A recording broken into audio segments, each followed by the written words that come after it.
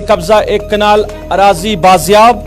वादी के मुख्तलिफ इलाकों में आज भी चला सरकारी बुलडोजर। गरीबों के ढांचों को भी किया गया मिसमार। शबनम गनी लोन की रिहाइश गाह पर भी हो रही है कार्रवाई।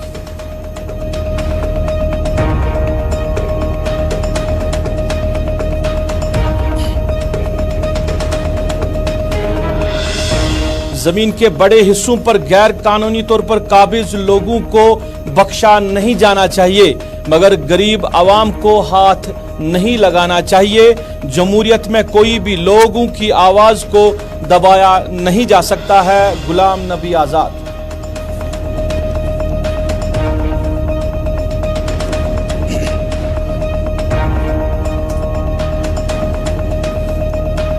वज़ीर-ए-आज़म मोदी को लिखे खत पर एलजी सिन्हा ने राहुल गांधी पर की तनकीद।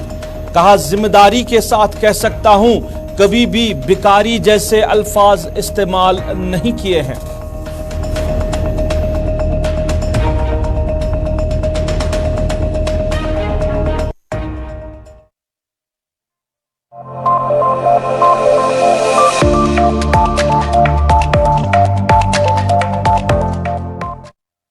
नाज़रीन, सफर के 4 बजे हैं। आप स्पेशल रिपोर्ट देख रहे हैं गुलिस्तान के श्रीनगर स्टूडियो से बराह रास्त अपने मेजबान सईद रूफ फारूकी के साथ। स्पेशल रिपोर्ट में कुछ अहम खबरें आप तक पहुंचाने की कोशिश करेंगे। आज भी बुलडोजर चला और कई इलाकों में आज भी सरकार की तरफ से कार्रवाई जो है वो जारी रही। इसके साथ साथ राहुल गांधी के खत लिखने पर मनोज सिन्हा ने भी जवाब दिया। इसके साथ साथ और भी मामलात रहेंगे आज की स्पेशल रिपोर्ट में। लेकिन नाज़रीन, सबसे पहले बात करेंगे सरकारी बुलडोजर के हवाले से ही, क्योंकि आज भी मुख्तलिफ इलाकों में सरकारी बुलडोजर चला और जिन लोगों ने सरकारी जमीन पर कब्जा किया है वो कब्जा जो है वो हटाया गया है। और शुरुआत जो है वो की गई है जिला बडगाम के हुमामा इलाके से।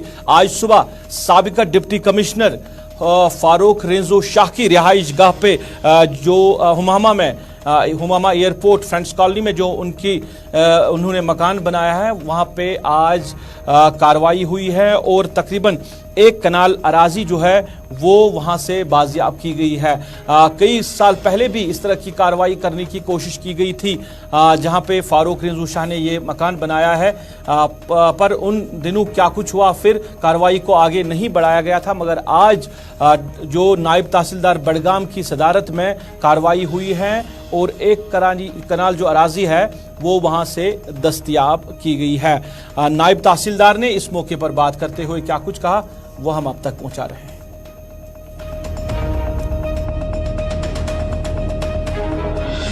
नायब तहसीलदार बडगाम कहाँ कर रहा हूँ, टेरिटोरियल नायब तहसीलदार बडगाम हूँ। मेरा नाम गुलाम नबी वानी है।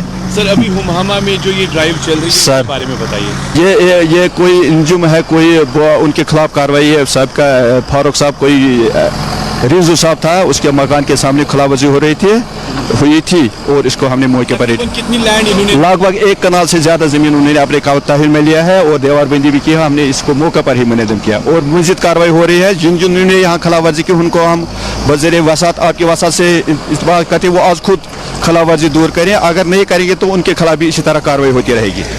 आपने देखा कि हमने यहाँ पर नायब तहसीलदार से बात की और उनका मानना है कि खुसूसन जिस तरीके से मामलात इस वक्त लैंड इंक्रोचमेंट के दिखाई दे रहे हैं। चलिए, साबिका डिप्टी कमिश्नर की अहलिया के नाम पर बताया जा रहा कि ये जो अराजी जो उनके नाम पर थी, जिसको आज जो है सरकार ने अपनी तहवील में लिया है।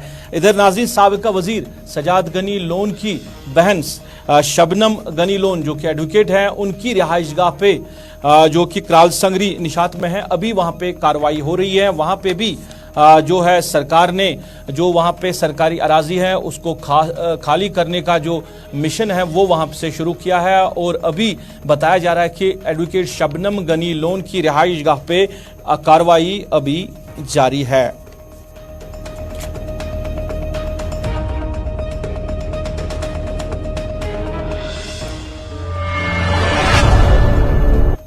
नाज़रीन, मुख्तलिफ इलाकों में कार्रवाई हुई है। चाहे शहर गांव की हम बात करें तो कार्रवाई हुई है और सरकार का कहना है कि जिन लोगों ने भी सरकारी ज़मीनों पे कब्जा किया है वो ज़मीनें उनसे खाली की जाएंगी और फिर सरकार उनको अवाम की बहबूद के लिए इस्तेमाल में भी लाएगी। डेमोक्रेटिक आज़ाद पार्टी ने पिछले कई रोज़ से इस मामले को लेकर एहतजाज भी किया है। जिस तरह गुलाम नबी आज़ाद का कहना है कि मुख्तलिफ जो ज़िला हेडक्वार्टर हैं वहाँ पर उनके जो लोग हैं उन्होंने एहतजाज किया। आज भी श्रीनगर में डेमोक्रेटिक आज़ाद पार्टी के लीडरान ने एहतजाज किया और एहतजाज करने का मकसद था कि अगर आप कार्रवाई करेंगे उन बाअसर जो लोग हैं, जो बड़ी शख्सियत हैं, उनके खिलाफ अगर सरकार कार्रवाई करेगी तो कोई बात नहीं है, मगर गरीब आवाम के खिलाफ कार्रवाई नहीं होनी चाहिए। जो लोग 3 मरला या 5 मरला ज़मीन ले चुके हैं, जिन्होंने अपना मकान बनाया है, उनके खिलाफ कार्रवाई नहीं होनी चाहिए। इस मौके पर अपने पार्टी हेडक्वार्टर सुनवार में गुलाम नबी आज़ाद ने खिताब भी किया, उन्होंने बात भी की। उन्होंने कहा कि जिन लोगों ने बड़े बड़े ज़मीन के हिस्सों पर कब्जा किया है उनके खिलाफ सरकार को कार्रवाई ज़रूर करनी चाहिए, मगर गरीब आवाम जो है उनके खिलाफ कार्रवाई नहीं करनी चाहिए, उनके खिलाफ कार्रवाई को बंद करना चाहिए, क्योंकि गरीब आवाम ने 2 मरला 3 मरला या 5 मरला ज़मीन लेकर अपना आशियाना बनाया है तो उनके आशियानों को तोड़ना नहीं चाहिए। गुलाम नबी आज़ाद ने कहा कि जमहूरियत में कोई भी अफसर इस तरह के फैसले नहीं ले सकता है कि वो किसी को रोक ले कि वो किसी मामले पर बात करे। गुलाम नबी आज़ाद ने और क्या कुछ कहा हम आप तक पहुंचा रहे हैं। गवर्नर साहब का जो अखबारों में स्टेटमेंट आया है उसको वेलकम करता हूं। अगर ये सही है जो अखबारात में मैंने पढ़ा, कश्मीर के दोनों बड़े अखबारात राइजिंग कश्मीर और ग्रेटर कश्मीर में जो छपा है पहले पेज पे, उसमें उन्होंने कहा कि आम गरीब लोगों को तंग नहीं किया जाए, लेकिन बड़े बड़े जिनके जमीन हड़प की है उनको तंग, उसमें हम उनके गवर्नर के साथ हैं। लेकिन जमीनी हालात वो नहीं है। जमीनी हालात हैं कि लाखों लोगों को, वो शहर में है, वो देहात में है, वो घर है या एक दुकान है, 1 मरले 1.5 मरले 2 मरले 2.5 मरले 3 मरले, उनको भी नोटिस किया। दुकानदार अब बिजनेस एस्टेब्लिशमेंट भी 2 किस्म के,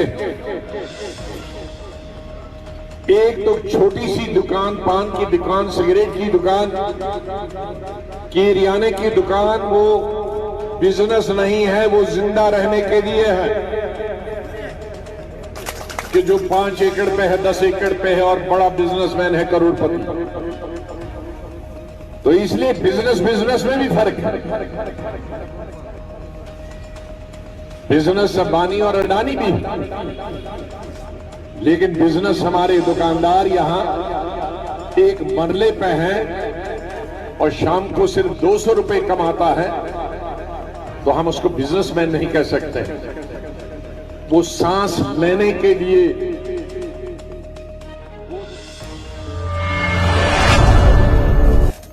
कार्रवाई को लेकर कई सियासी हलके अपनी आवाज भी उठा रहे हैं और कार्रवाई आज श्रीनगर के बटमालू इलाके में भी हुई है। वहां पे एक शॉपिंग कॉम्प्लेक्स को सील किया गया है और सरकार ने दावा किया है ये जो शॉपिंग कॉम्प्लेक्स बनाया गया है ये स्टेट लैंड पे बनाया गया है, सरकारी अराजी पे बनाया गया है, ये गैर कानूनी है। उसको लेकर सरकार ने, इंतजामिया ने कार्रवाई की है। मगर बताया जा रहा है कि जिसका ये शॉपिंग कॉम्प्लेक्स है, जिसके खिलाफ आज कार्रवाई हुई है, उन लोगों का कहना है कि साल 2004 में ऑक्शन के जरिए श्रीनगर म्युनिसिपल कॉर्पोरेशन से उन्होंने ये 42 लाख रुपए के एवज हासिल किया है। यानी ये जो वहां जमीन का प्लॉट है वहां के लिए श्रीनगर म्युनिसिपल कॉर्पोरेशन ने ऑक्शन किया था और ऑक्शन में इस शख्स ने 42 लाख रुपए देकर ये जो जमीन है ये हासिल की। फिर श्रीनगर म्युनिसिपल कॉरपोरेशन ने ही उनको जो परमिशन दिया है, अलॉटमेंट दी है कि आप यहाँ पे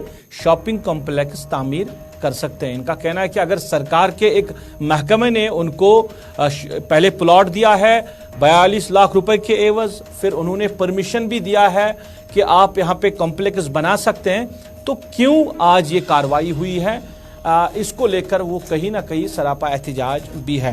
फैसल रियाज ने इस मामले को लेकर बात की, क्या कुछ वहां से फैसल रियाज को सुनने में मिला है, ये हम जानने की कोशिश करेंगे। बराह रास्त फैसल मेरे साथ जुड़े हैं। फैसल, आपका खैर मकदम है। ये जो कार्रवाई बटमालू के अंदर हुई है, जिस शख्स का ये कॉम्प्लेक्स है, सरकार ने जो दावा किया है ये स्टेट लैंड है और स्टेट लैंड पे ये नाजायज तरीके से ये कॉम्प्लेक्स जो है वो तामीर किया गया है। इसको लेकर ही फिर जो सरकार ने कार्रवाई की और सरकार ने कहा कि इस कॉम्प्लेक्स को सील किया गया है क्योंकि जमीन जो है वो जमीन सरकार की है। मगर जो दावा कर रहा है ये जिसका ये कॉम्प्लेक्स है वो कह रहा है कि एसएमसी ने उनको साल 2004 के ऑक्शन में ये जमीन दी थी। देखिए बिल्कुल रूप, अगर हम इस जमीन की बात करें तो 1992 में इस जमीन को ट्रांसफर किया गया है एसएमसी की तरफ। तो उसके बाद 2004 में अखबारों के जरिए नोट्स दिया गया कि इस जमीन की हमें नीलामी करनी है। तो उसके लिए जो हाईएस्ट बिडर्स थे वो यही लोग थे जिन्होंने वहां पे कम्प्लेक्स बनाया है, जो बागात के रहने वाले हैं। मंजूर अहमद इनका नाम है। तो आज जो इनके बेटे वहां पे आए थे तो उन्होंने ये सारा मामला जो है उठाया, उन्होंने सारे डॉक्यूमेंट्स दिखाए कि कब हमने ये लिया है। तो 42 लाख रुपीस का ये वहां पे उन्होंने लिया। हाईएस्ट बिडर्स वही थे एसएमसी में जब बिड हुई थी, तो उस टाइम में जमीन उनको हासिल हुआ। तो उसके बाद एक थर्ड पार्टी उभरी हुई जिन्होंने कहा था कि ये जमीन, वो जो कि वहां पे एनक्रोच करके बैठे थे, उन्होंने कहा था कि हमें ये रोशनी का जमीन है, ये हमें मिला है। तो उसके बाद हाईकोर्ट में मसला चला गया। हाईकोर्ट ने 2018 तक इसमें स्टेटस को रखा, यानी जैसा जमीन है वैसा ही रहे, इसमें किसी तरह की कोई कंस्ट्रक्शन नहीं, काम नहीं होगा। तो उसके बाद 2018 में हाईकोर्ट का डिसीजन आया जस्टिस अली मोहम्मद मागरी की तरफ से कि ये जो जमीन है ये लीगली इन लोगों को दी गई है एसएमसी के थ्रू। ये इसके लीगल हायर से इन्होंने सिर्फ एक कनाल वैसे ली है, बाकी जमीन वहीं पे इन्होंने एक कनाल लिया है, जिसके लिए इन्होंने 42 लाख रुपीस एसएमसी को दिए है। बिडर्स ऑक्शन के दौरान इनको वो मिली है। तो आज रेवेन्यू ऑफिशियल आए हैं, उन्होंने इस सारे बिल्डिंग को जो है सील किया है और उस पर लगाया कि जो भी इस सील को खोलेगा उसके खिलाफ कार्रवाई होगी। तो अभी अभी उस मालिक से भी हमारी बात हुई, उसने सारे डॉक्यूमेंट्स दिखाए, उनको परमिशन 2019 में मिला बिल्डिंग वहां पे खड़ा करने की, जो कि बाकायदा तौर पर उन्होंने दिखाया, वो हमारे पास मौजूद है। तो उसके बाद उन्होंने कंस्ट्रक्शन वहां पे स्टार्ट किया। अभी फैसल, एक चीज जानना चाहूंगा आखिर में, जल्दी से एक चीज जानना चाहूंगा मैं कि आपने कहा कि ये ट्रांसफर हुआ है 2019 में एसएमसी को, ये ट्रांसफर किसने किया था? ये डायरेक्शन जो हम तक इंफॉर्मेशन आई है, जो हमें इस डॉक्यूमेंट से पता चला कि ये हाईकोर्ट के जरिए ही ये जमीन जो है ट्रांसफर की गई थी। ये शायद होगी स्टेट लैंड या रोशनी 1992 में ये ट्रांसफर की गई, में ट्रांसफर की गई थी एसएमसी को। उसके बाद ही इस जमीन मतलब इसमें मुदाखलत होगी रेवेन्यू डिपार्टमेंट की भी और श्रीनगर म्युनिसिपल कॉर्पोरेशन की भी। उसके बाद उन्होंने ऑक्शन किया, ऑक्शन में इन लोगों को दिया, इन्होंने कॉम्प्लेक्स बनाया और आज कार्रवाई हुई है। बहुत बहुत शुक्रिया फैसल आपका तफसीलात देने के लिए। सरकार जहां कहीं भी कार्रवाई की जा रही है, सरकार दावे कर रही है कि कार्रवाई जो हम कर रहे हैं वो उन लोगों के खिलाफ हो रही है जिन्होंने गैर कानूनी तौर पर जमीनों पर कब्जा किया है। मगर ये जो शख्स है जिसका कहना है कि रेवेन्यू डिपार्टमेंट से ये साल 2092 में ये ट्रांसफर हुई एसएमसी को, एसएमसी ने ऑक्शन किया, ऑक्शन में उन्होंने 42 लाख रुपए दिए, उसके बाद उन्होंने कॉम्प्लेक्स तामीर किया जिसके लिए इजाजत भी उनको एसएमसी ने दी है। तो कार्रवाई क्यों हुई है इसको लेकर वो सरापा एहतिजाज हुए।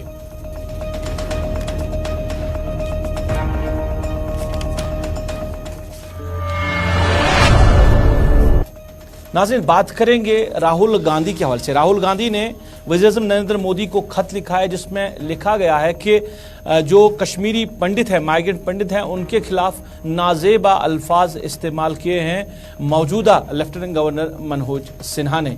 आज एक प्रोग्राम के दौरान मीडिया नुमाइंदों ने लेफ्टिनेंट गवर्नर से पूछा, पहले उन्होंने कहा कि इस मामले को लेकर वो बात नहीं करना चाहते हैं, फिर भी उन्होंने हकाइक जो है वो सामने रखे। उनका कहना था कि जो राहुल गांधी ने जो बात कही है उसको लेकर लेफ्टिनेंट गवर्नर मनोज सिन्हा ने तनकीद की राहुल गांधी की। उन्होंने कहा कि सैर तफरी के लिए यहाँ पे लोग आते हैं, चले जाते हैं, और उन्होंने कहा कि राहुल गांधी ने जो कोई भी बात की है मैं जिम्मेदारी के साथ कह सकता हूं कि ऐसे अल्फाज मैंने कभी इस्तेमाल नहीं किए हैं, भिखारी अल्फाज मैंने इस्तेमाल नहीं किए हैं। अगर मैंने कभी किए होंगे तो वो ऑन रिकॉर्ड होंगे।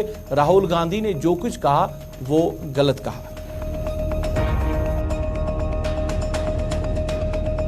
राहुल गांधी ने प्रधानमंत्री को चिट्ठी लिखकर आपके परिप्रेक्ष्य में ये कहा कि आपने कश्मीरी पंडितों को भिखारी कहा है। किस तरह से देखते हैं जो मिसकोट किया गया है आपको? मुझे लगता है कि मुझे इस पर कोई प्रतिक्रिया देने की जरूरत नहीं। कुछ लोग आते हैं, मनोरंजन करते हैं, चले जाते हैं, और अगर मैंने कहीं दिया होगा बयान इस तरह का तो आप लोगों के ध्यान में जरूर आया होगा। तो मैं जिम्मेदारी से बात कर सकता हूं कि किसी को मैं भिखारी नहीं करता। नाज़रीन, बात जरा करेंगे डोडा के ठाठरी इलाके। जमीन खिसकने से वहां पे सूरत हाल जो है वो काफी कशीदा है। अभी तक बताया जा रहा है कि 21 कुंभू को पूरी तरह नुकसान हुआ है, उनके मकान जो है वो दह चुके हैं और उनको सरकार ने, इंतजामिया ने फिलहाल दूसरी जगह पे मुंतकिल किया है। आज इस इलाके में GSI की टीम ने दौरा किया और उन्होंने सूरत हाल का जायजा लिया। दौरा करने के बाद क्या कुछ उन्होंने कहा, लोगों से क्या कुछ उन्होंने जो है बात सुनी है, उसके बाद क्या कुछ फैसला जो है आने वाले दिनों में इस मामले को लेकर हो सकता है, इस पे बात करेंगे। वसीम गुत्तू हमारे नुमाइंदे बराह रास्त हमारे साथ जुड़े हैं, इनसे जानने की कोशिश करेंगे कि आज जो टीम वहां पे आई थी, इलाके का उन्होंने दौरा किया है, क्या कुछ उन्होंने कहा लोगों से, उन्होंने किस तरह बात सुनी, क्योंकि खौफ व दहशत है पूरे इलाके में। 21 कुंबे ऐसे हैं जिनके पूरी तरह जो मकान हैं वो जो है दह चुके हैं, वहां पे क्रैक्स हुए हैं और फिलहाल इंतजामिया ने उनको शिफ्ट किया। आप ये तस्वीरें देख सकते हैं, मकान जो इनके हैं वो पूरी तरह दह चुके हैं और सरकार ने जो है ये खत्म हो चुके हैं ये मकान। तो सरकार ने फिलहाल उनको अगरचे दूसरी जगह मुंतकिल किया है, मगर क्या कुछ आने वाले दिनों में उन लोगों के हवाले से फैसला होगा ये हम जानने की कोशिश करेंगे। फैसल, वसीम आपका खैर मकदम है, जानना चाहेंगे आज इस इलाके में GSI की टीम जो है वो आई थी, उन्होंने दौरा किया था और उन्होंने सूरत हाल का जायजा लिया। क्या कुछ उन्होंने बात वहां पे की है, लोगों से भी वो मिले, जिनके मकानों को नुकसान हुआ है उनसे भी वो मिले हैं, तो क्या कुछ उन्होंने वहां उनके साथ बात की है? बिल्कुल, आपको जानकारी के लिए देना चाहूंगा। जिस तरह से अभी कुछ देर पहले जो है असेसमेंट जो टीम वो बनाई गई थी वो दिल्ली से जब डोडा आई और उसके बाद जो है ठाठरी के इलाके में उन्होंने विजिट किया। अभी कुछ देर वो वहां पहुंचे हैं, वहां से सैंपल वगैरह उठाए गए हैं और पूरे इलाके का उन्होंने दौरा किया, जिसमें SDM ठाठरी थे, SSP थे या डिप्टी कमिश्नर डोडा थे। उनने लोगों से बातचीत वगैरह भी की है, क्योंकि अभी हम ग्राउंड जीरो पे नहीं है। जिस तरह से कल हमने पूरे दिन आपको दिखाया था कि किस तरह से क्या वहां पे दिक्कत आ रही है लोगों को और कैसे क्या हुआ है। आपने देखा होगा किस तरह से जो है दरारें पड़ना स्टार्ट हो गई हैं, मकान खिसकना स्टार्ट हो गए हैं, जमीनें अपने आप ही निकल रही हैं। तो लगभग 21 फैमिलियां जो है वो सेफ जगहों पे पहुंचाए गए हैं।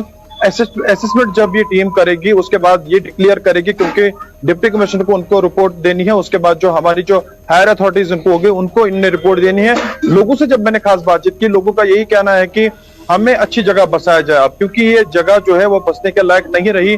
बहुत सारे लोग ऐसे भी हैं जो हैंड टू माउथ है, दिन दिहाड़ी लगाते हैं, उसके बाद जो है उन्हें अपना घर बनाया। तो एक घर बनाने में काफी ज्यादा वक्त लगता है। वो वही लोग जानते हैं जिन लोगों को आज घर छोड़ के बाहर निकलना पड़ रहा है और घर उनके जो है बिल्कुल डैमेज हो चुके हैं। और उन्होंने ये भी बताया सरकार को कि वसीम एक चीज जानना चाहूंगा मैं, लोगों का इल्जाम ये भी है कि कुछ प्रोजेक्ट जो है वो सरकार ने इस जगह पे तामीर किए हैं और उसके बाद ही इस तरह की सूरत हाल वहां पे बनी है कि जो क्रैक्स हैं वो देखने को मिले हैं। क्या लोग इल्जाम सरकार पे लगा रहे हैं कि जो प्रोजेक्ट्स बनाए गए हैं उनकी वजह से ही नुकसान हुआ है इनको? देखिए, इससे पहले जब मैं लोगों से मिला था तो उनने इस तरह का इल्जाम कुछ नहीं लगाया था, मगर कुछ लोगों की तरफ से इस तरह की अटकलियां लगाई जा रही थी, क्योंकि जब इस तरह के माहौल बनते हैं, हालात होते हैं, तो बहुत सारी बातें की जाती हैं। लोगों से जब बातचीत की, उनका यही कहना है कि जो बुजुर्ग खास करके लोग हैं, उनने ये बताया कि जब कटाव होता है, जंगल का कटाव होता है, जो फॉरेस्ट लैंड है उसको काट दिया जाता है, या अगर आप पहाड़ी इलाकों की बात करें जब उसका कटाव होता है, या किसी प्रोजेक्ट का काम लगा होता है, जैसे टेंडर बनाया जाता है, उस टेंडर का जब काम होता है तो अक्सर आप देखेंगे टनल काफी ड्रिलिंग वगैरह वहां पे की जाती है, तो उस दौरान जो है ये चीजें देखने को मिलती है। मगर नजदीकी जो इसके साथ जो इर्द गिर्द वाले एरिया है, हमने देखा कि वहां पे कोई भी प्रोजेक्ट वगैरह अभी नहीं बन रहा है, ना ही उसका कोई काम लगा है। थोड़ा सा दूर होगा मगर इससे कोई नजदीक नहीं इस तरह का काम लगा है। तो जिस तरह से एडमिनिस्ट्रेशन ने पूरा ये बताया है कि तो अब लोगों की अब डिमांड क्या है?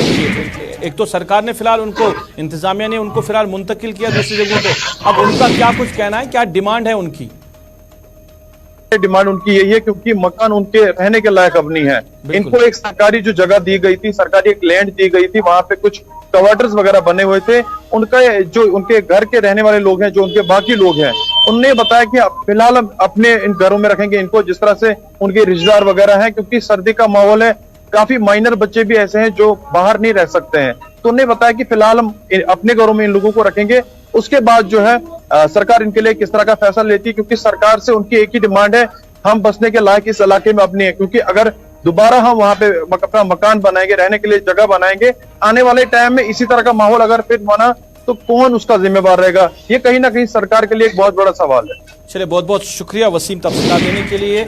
डोडा का ठाठरी इलाका, जहां पे जमीन जो है, जमीन में क्रैक्स होने की वजह से 21 के करीब जो मकान है उनको नुकसान पहुंचा है और काफ़ी ज़्यादा नुकसान उनको पहुंचा है। फिलहाल अगर उनको मुंतकिल किया गया है इंतजामिया की तरफ से दूसरी जगहों पे, मगर इन लोगों की डिमांड है कि ये जो इलाका है अब ये रहने के काबिल नहीं रहा, क्योंकि ज़मीन में एक दफ़ा जो ऐसी सूरत हाल जब बनी है तो फिर वहाँ पे नए मकान तामीर नहीं किए जा सकते। तो इन लोगों की डिमांड है सरकार से कि उनको दूसरी जगह पे बसाया जाए और जो उनके मकान जो है जो तबाह हो चुके हैं तो उनके एवज उनको मकान बना के दिए जाए।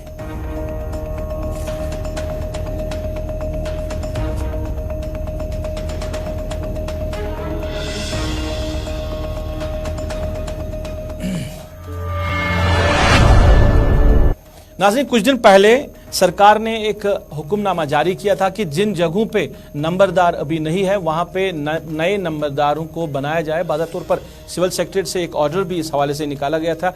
हर एक डिप्टी कमिश्नर को वे अपने अपने इलाकों में जाके जिस जगह पे अभी नंबरदार तैनात नहीं किया गया है तो वहां पे नंबरदार जो है उनकी तैनाती के लिए सरकार जो है या जिला इंतजामिया जो है वो जो है कार्रवाई करे या को तैनात करे नंबरदारों को। इसको लेकर, इस फैसले को लेकर कहीं ना कहीं कंफ्यूजन बना हुआ है, कियास बना हुआ है, क्योंकि आज श्रीनगर की प्रेस कॉलोनी में एहतजाज किया नंबरदार एसोसिएशन ने।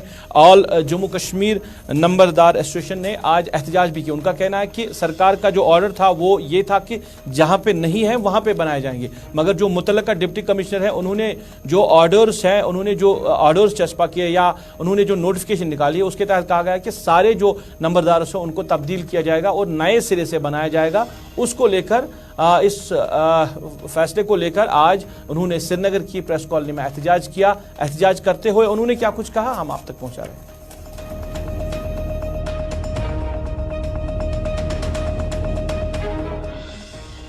आए थे क्योंकि सरकार ने हाल ही में चीफ सेक्रेटरी साहब ने एक ऑर्डर इश्यू किया था, ऊपर से डायरेक्शन दी थी कि वैकेंट पोस्ट को फिलअप करो और किसी का अगर किसी का चाल चलन खराब हो वो फिलअप करो। हमें उसके साथ कोई उज़ुर एतराज नहीं है, अगर वो फिलअप करने ठीक है। मगर उन्होंने, हमारे डीसी साहिबान ने, बाकी लोगों ने एक पूरे जम्मू कश्मीर में एक अनरेस्ट फैलाया था।